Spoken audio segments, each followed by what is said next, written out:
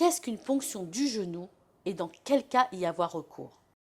Le patient est en consultation, il est allongé sur la table du médecin, et lorsqu'on a un genou important, un gros genou qui est douloureux, l'examen va révéler un gonflement du genou qui est prédominant dans la partie située au-dessus de la rotule.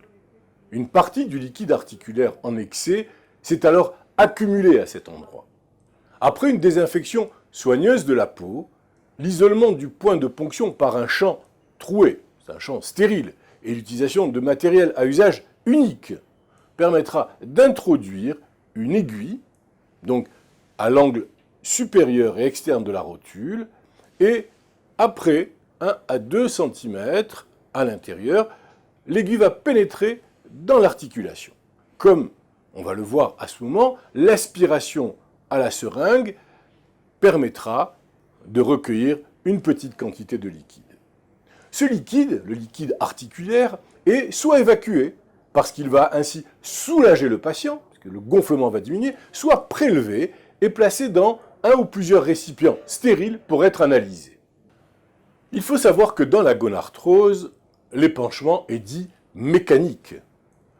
Ce qui fait que le liquide articulaire que l'on va ponctionner est de couleur jaune clair. Il est transparent et légèrement visqueux. Il est rare que le médecin demande qu'il soit analysé. S'il l'était, l'examen montrera que le liquide est stérile et assez pauvre en cellules. C'est vraiment un épanchement mécanique.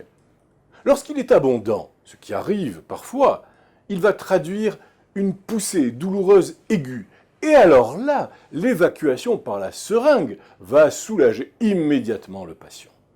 Lors de la ponction, on va retirer ce liquide. C'est un liquide synovial qui est une substance visqueuse et élastique. Elle est riche en acide hyaluronique à l'état normal.